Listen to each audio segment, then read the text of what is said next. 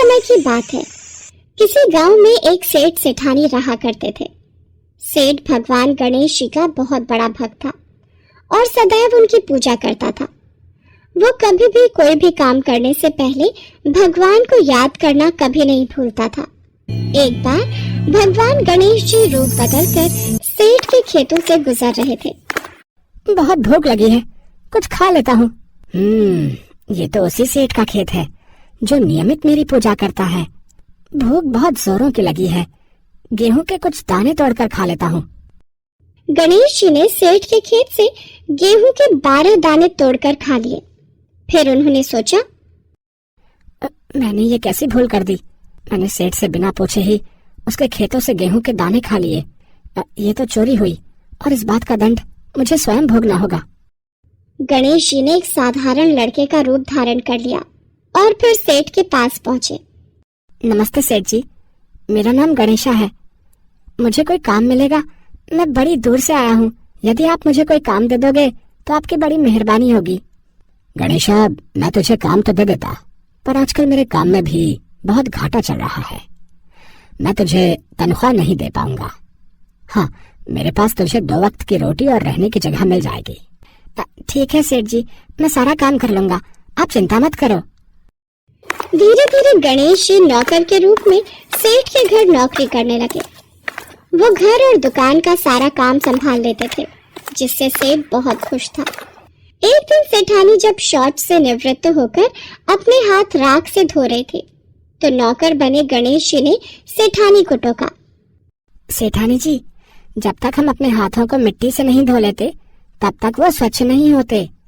इसलिए आप अपने हाथों को राख की जगह मिट्टी से धोया करिए। तू एक नौकर होकर मुझे समझाएगा? तेरी हिम्मत कैसे हुई? मैं अभी तेरी शिकायत सेठ जी से करती हूँ। सुनो जी, मैं जब शौच से निपट कर आई और अपने हाथ राख से धोने लगी तो गणेशा ने मुझसे कहा कि मैं अपने हाथों को मिट्टी से धोया करूं। क्या ये बात सही है? गणेशा, बात तो तू सही कह रहा है। जब तक मिट्टी से हाथ नहीं धो लेते तब तक हाथ स्वच्छ नहीं होते। ये गणेशा तो बहुत समझदारी की बातें करता है, हमारा भला सोचता है। सुनो जी, कल मुझे गंगा स्नान के लिए जाना है, तुम चलोगे साथ? कल्याणी, तुम एक काम करो, कल गणेशा के साथ ही चले जाना।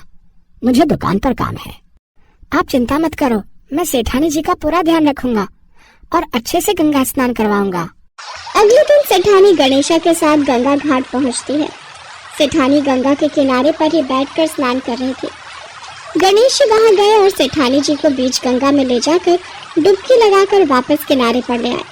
इस पर सेठानी जी बहुत गुस्सा हुई। उन्होंने गणेशा से कहा, गणेशा, ये तुमने क्या किया? मैं किनारे पर बैठकर ही स्नान करना चाहती थी, मुझे डुबकी नहीं लगानी थी।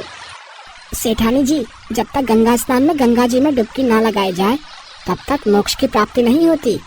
गंगा स्नान तो डुबकी लगाकर ही पूर्ण होता है। मुझे ज्यादा समझाने की जरूरत नहीं है। सेठानी घर जाकर ये बात सेठ को बताती है। गणेशा, तुमने ऐसा क्यों किया? सेठ जी, आप ही बताइए, जब तक हम गंगा में डुबकी नहीं लगा लेते तब तक स्नान पूर्ण नहीं होता। मैं सही कह रहा हूँ ना? अब किनारे पर बैठकर स्नान करने का क्या फायदा? ये गणेशा तो बड़ी बुद्धिमानी की बातें करता है, हमारे बारे में कितना अच्छा सोचता है। गणेशा इसी तरह सेठ के सारे काम करने लगा था। गणेशा के आ जाने से अब सेठ जी का व्यापार भी अच्छा हो चला था। एक दिन सेठ ने घर में एक पूजा का आयोजन किया और सेठानी जी को बुलाने के लिए गणेशा से कहा, गणेशा, जाओ जाकर सेठानी को बुला लाओ, पूजा का समय हो रहा है, हमें मंदिर निकलना है। ठीक है सेठ जी, मैं अभी सेठानी जी को बुलाकर लाता हूँ। गणेशा सेठानी को बुलाने चला जाता है। अरे सेठानी जी, आपने ये काली साड़ी क्यों पहनी हुई है? आप पूजा में काली साड़ी ना पहनकर लाल रंग की साड़ी पहन लो। पूजा में लाल रंग शुभ माना जाता है। मैं काली साड़ी ही पहनूंगी। अब मैं कपड़े बदल चुकी हूँ, मैं दोबारा तैयार नहीं होंगी। और तुम मुझे इस तरह से उपदेश देने वाले होते कौन हो? मैं अभी सेठ जी से जाकर तुम्हारी शिकायत करती हूँ। सेठानी सेठ के पास जाती है और सारी बात बताती है। ये बातें हमें याद नहीं रहती। गणेशा ठीक ही कह रहा है। पूजा कार्य में लाल रंग सचमुच शुभ माना जाता है। एक काम करो, तुम लाल रंग की ही साड़ी पहनाओ। ये गणेशा तो हर वक्त हमारी अच्छाई के बारे में ही सोचता है, वरना कौन आजकल किसी की भलाई सोचेगा। ऐसे ही दिन बीत रहे थे। एक दिन सेठ ने घर में गणेश पूजन का आयोजन किया हुआ था। गणेश मूर्ति के स्थान पर बैठ जाता है। ये देखकर सेठ को गुस्सा आ जाता है। गणेशा, ये कहा कि समझदारी है। मैं तो समझता था तुम बहुत समझदार हो, बड़ी बड़ी ज्ञान की बातें करते हो, और खुद ही अज्ञानी बनकर उस स्थान पर बैठ गए हो जहाँ गणेश जी की मूर्ति का स्थान है। अच्छा, फिर तो मैं बिल्कुल सही स्थान पर बैठा हूँ। देखते ही देखते गणेशा भगवान गणेश के रूप में आ जाते हैं। प्रभु, आप स्वयं एक नौकर के रूप में, हमसे बहुत बड़ी भूल हो गई प्रभु। हम आपको पहचान नहीं पाए, हमें क्षमा कर दो भगवान। हे प्रभु, मैंने ना जाने आपको नौकर समझकर कितना कुछ कह दिया, मुझे क्षमा कर दो प्रभु। तुम दोनों व्यर्थ ही परेशान हो रहे हो। मैं तो स्वयं तुम्हारे घर में नौकर बनकर आया था। मैंने तुम्हारे खेत से गेहूं के 12 दाने चुरा कर खा लिए थे, इसीलिए मैं उसका ऋण चुकाने तुम्हारे घर नौकर बनकर आया था। मेरा आशीर्वाद सदैव तुम पर बना रहेगा। तुम्हारे घर में धन, वैभव, समृद्धि की कभी भी कमी नहीं होगी।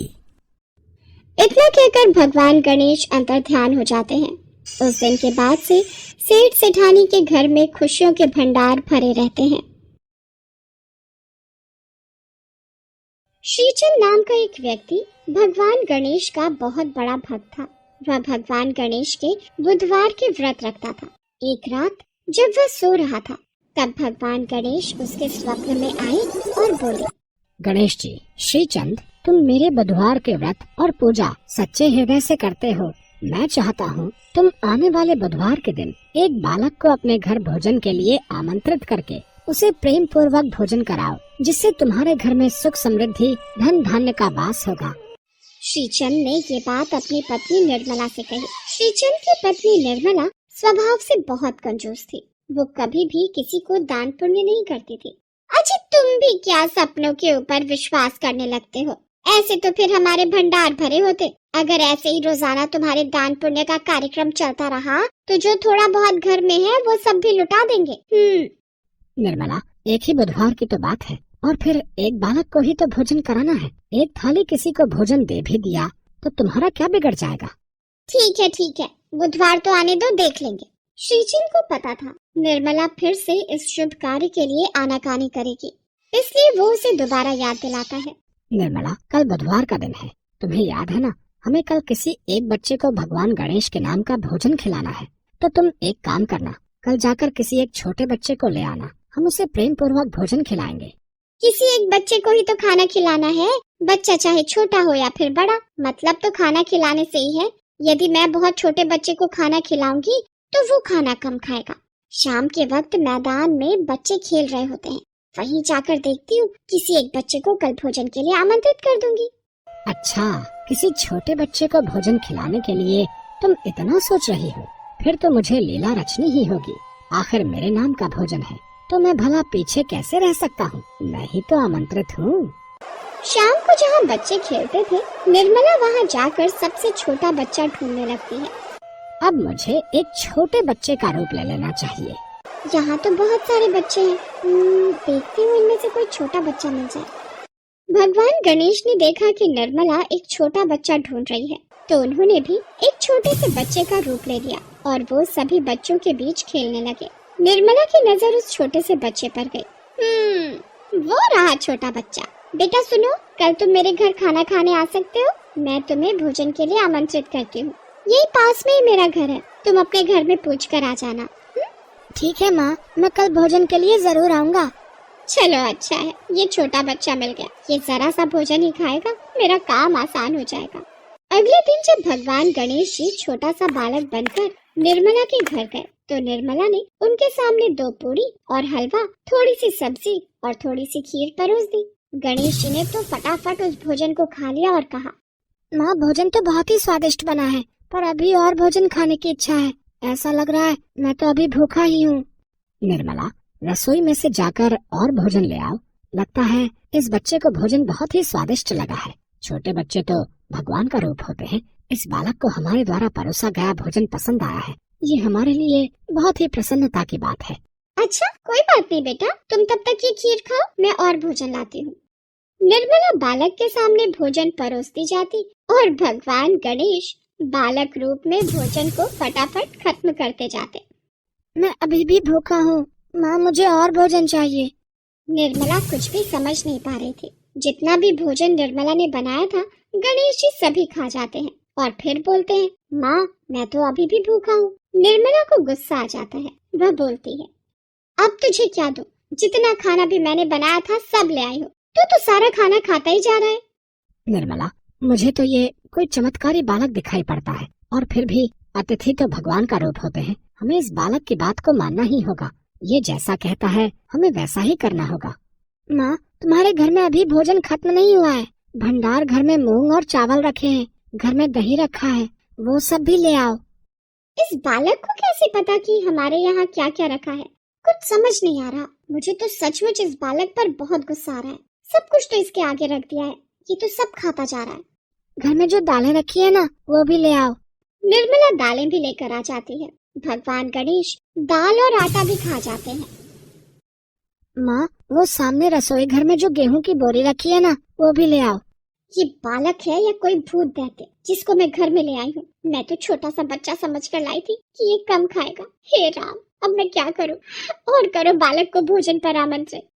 प्रभु, मैं जान गया हूँ कि आप इस छोटे से बालक के रूप में निर्मला को संदेश देना चाहते हैं, पर निर्मला सचमुच घबरा रही है। प्रभु, उसे क्षमा कीजिए।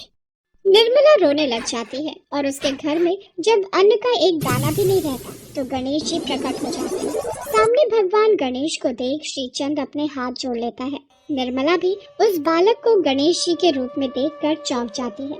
गणेश जी कहते हैं, माँ, भोजन खिलाने में कैसी कंजूसी। तुम्हें सिर्फ एक बच्चे को खाना खिलाना था, और उसमें भी तुमने सबसे छोटा बच्चा ढूंढने के बारे में सोचा। इसलिए मैंने एक बालक के रूप में आकर तुम्हें सबक देना चाहा। कभी भी किसी अतिथि को भोजन के लिए आमंत्रित करो तो अपने सच्चे हृदय से बिना कपट किए भोजन परोसो। प्रेम पूर्वक दान पुण्य आदि करने से घर में सुख समृद्धि, धन वैभव, अन्न आदि के भंडार भरे रहते हैं। प्रभु मुझे क्षमा कर दीजिए। मैं कभी भी कंजूसी नहीं करूंगी। सदैव इच्छानुसार दान पुण्य करती रहूंगी और अतिथि को भोजन खिलाने में भी कभी कंजूसी नहीं करूंगी। इसके पश्चात भगवान गणेश श्रीचंद और निर्मला को आशीर्वाद देते हैं। गणेश जी ने जो भी खाया था उस सामान का चौगुना कर दिया।